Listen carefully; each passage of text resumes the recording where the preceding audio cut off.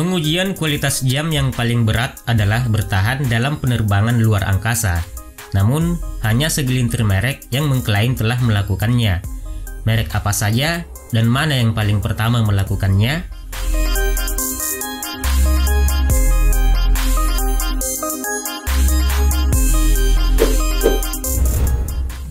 Berbagai merek jam tangan berlomba-lomba untuk mendapat status luar angkasa, karena waktu sangat penting di sana dan mencapainya adalah suatu kehormatan sekaligus promosi terbaik.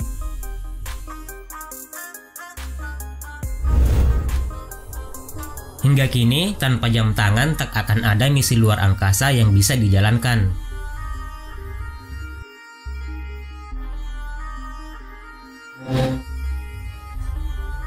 Kamu mungkin berpikir dan bertanya, jam tangan mana yang memenangkan perlombaan luar angkasa? Seharusnya mudah dijawab. Semua orang tahu, orang pertama di luar angkasa adalah kosmonot Soviet Yuri Gagarin. Pada 1961, dia mengenakan jam tangan Sturmensky buatan Soviet dari merek Pobeda. Kemudian dengan bangga dikenakan oleh seluruh generasi perestroika yang menyebutnya jam tangan Gagarin. Jam tangan Sturmensky tidak tersedia di toko sampai pertengahan 1980-an. Melainkan diproduksi hanya untuk angkatan udara. Arloji ini dilengkapi dengan mekanisme anti guncang dan fungsi untuk menghentikan jarum detik untuk mengatur waktu ke detik yang tepat. Jam itu dianggap sebagai arloji paling andal di seluruh Soviet. Namun jam tangan itu dikabarkan tidak dapat menahan tekanan gravitasi dan pecah saat peluncuran pesawat.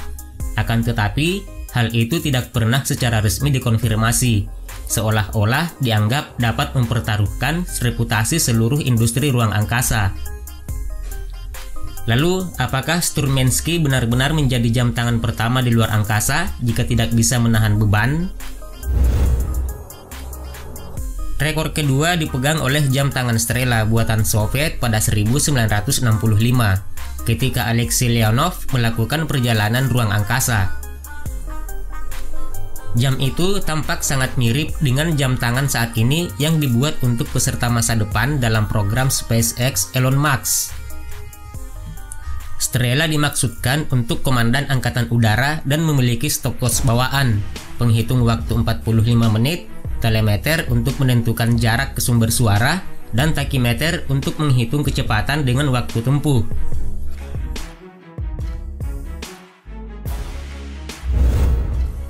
Sementara itu, perlombaan jam tangan bulan dimenangkan oleh merek Swiss Speedmaster Omega.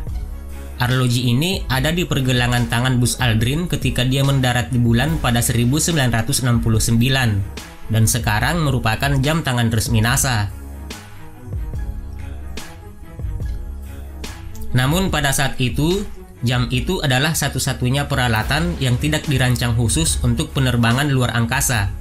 Jadi, Omega bisa dikatakan telah memenangi kompetisi secara adil dan jujur. Bagaimanapun, Omega akhirnya menyelamatkan nyawa awak selama insiden paling dramatis dalam perjalanan ruang angkasa. Ketika pada 1970, sebuah tangki oksigen meledak di atas pesawat Apollo 13 dalam perjalanan ke bulan.